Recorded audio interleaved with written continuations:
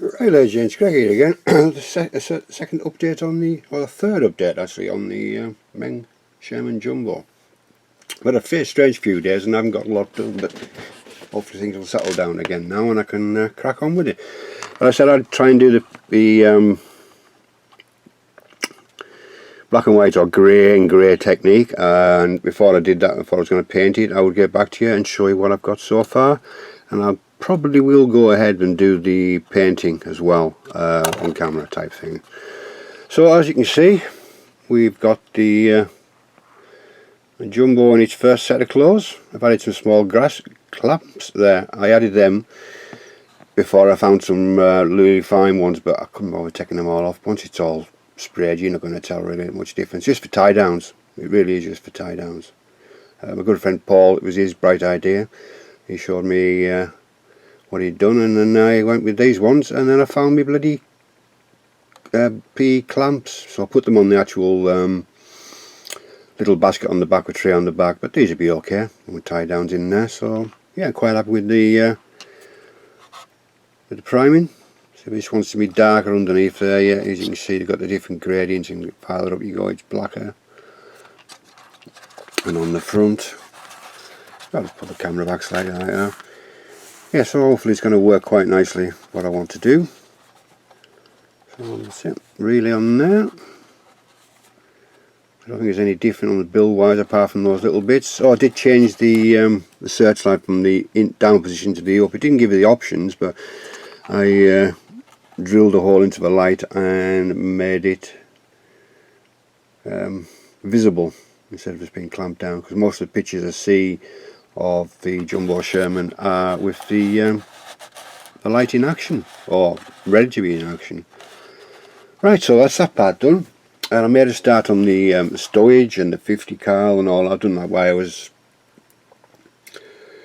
in and out a couple of days. I've not really much time on my hands to a certain degree, so I started off and doing the just these I think this is value gear, and I think this is value gear, I'm not 100% sure, but these are about finished now. I just need to go on one, obviously for the last thing.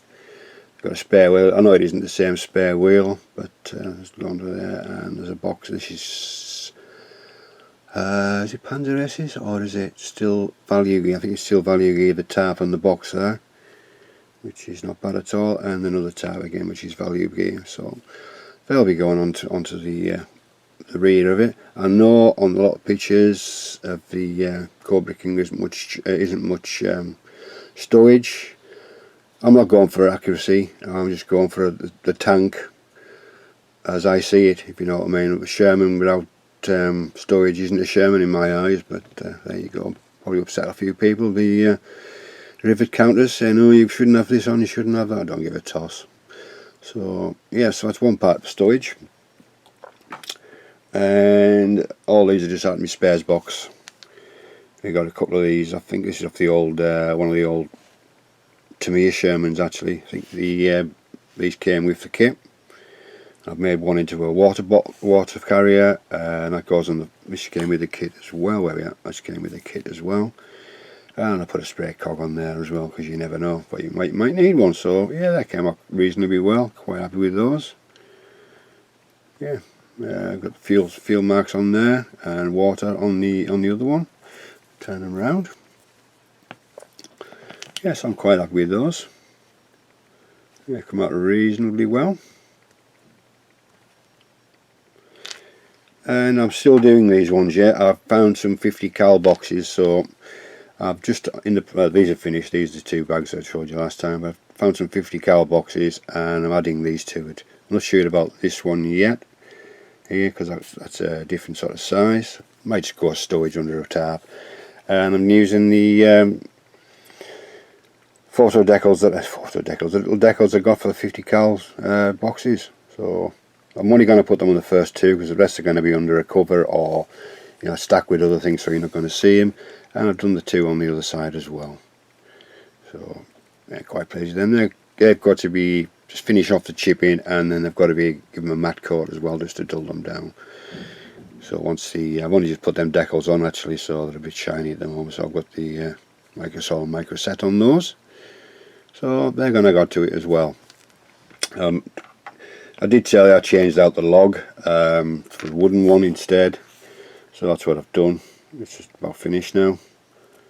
So obviously it's going to have a little bit of weathering on there once the actual tank is on the tank. It'll match the weathering with the vehicle, so yeah, that's alright. Did the 50 cal as well, so yeah, we've got the 50 cal valve finished. So, I've done the bullets. I think it's, what's the name of the thing? AK True Metals on the brass side, and it was an old tin of Humbrol copper for the other side. And I was trying to do the white tips on the actual bullet end, and if you look closely, you might be able to pick out a little red one as a tracer. You might be able to pick it out. It's very fine. But yeah, and this is the kit's gun. No difference there again. I've put the decals on both sides of the box, so that's ready to put on when we get there. So it's come up quite well. It's just the kit 50 cal, nothing wrong with it. Nothing at all. It's all hunky dory, as I say. It looks like a 50 cal to me, so I'm going with it. Even though I've got the brass set, you know, for the barrel and that, I thought there's no point because this is quite a nice gun. It's got the cooling sleeve as the holes through it as well, so use it up. But yeah, so that's that one done. And I've done the spare barrel as well in the same technique as well, just with the painted it grey. Use the pigments again for the blue burnt steel, and then I finish it off with a little bit of the normal polishing powder that I have, just to get the sort of effect I was looking for. I got a slight blue hue, and then you've got the shine, I would say, just the metal looking on it. So I'm quite happy with that as well. So that goes on the back of the 50 cal, sorry, on the back of the turret, spare one. What else have I done? Finished off the even though you're not going to see it, the barrel cleaning rods that goes underneath. I think Paul's doing them with the tray up, so you can see the barrel cleaning rods. I never really thought about it, but I think I'll keep it still the same. I know it's done anyhow. It's good practice to get a wood technique, and you know, this isn't finished. It needs, obviously, when it goes onto the tank, it needs to be weathered the same as the vehicle itself. That's them. Also, I don't know if I showed you these last time. Make these into, they're actually metal. They're not rubber. That's the return rollers. So they've got a polish of the polishing powder, and around the edges just with the pencil. So I'll probably have to give them another go near towards the end before I assemble. So that's them done. What else have we got? Oh yeah, these are the spare tracks. These aren't quite finished yet. These are the you know, I've just sort of given them a dry brushing on the top. I think it needs something else, but even though you probably won't see them, but there again, it's all a part of the kit. It's all a part of learning and practicing and one thing and another, so why not give it a go? So yeah, so they're the spare tracks that go on the rear. Also made the tow cable. Oh, nearly knocked the camera over. On a new angle, I've got to try this for a change. So this has just got the base coat down on it. There's nothing else been done on this yet. You know, I didn't even got any green or anything on it. This is just put together, measured and put together, so it's the right length. I say it's a bit longer than it was in the actual instruction sheet. It tells you, what did I say, it was 17 or 15 instead of, let me just check what I said in the actual. Let's find it. I won't be able to find it now. Yeah, it says it's 123. It certainly isn't 123. It's about 153, 173. I can't remember off the top of my head, but I've done it now.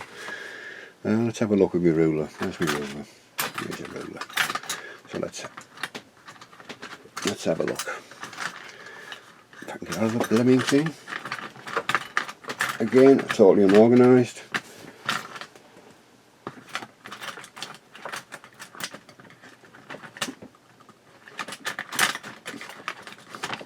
Here we go, got it at last. So we're on the old centimetres, which I was brought up on at school.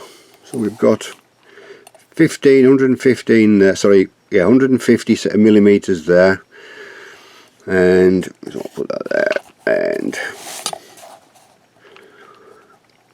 bear in mind you've got the actual hooks on there, so you're talking 115, 119, 118 really. Yeah, about 118, slightly less than 118 when you've got the actual highs on there as well. So just watch out for that when you're building the kit.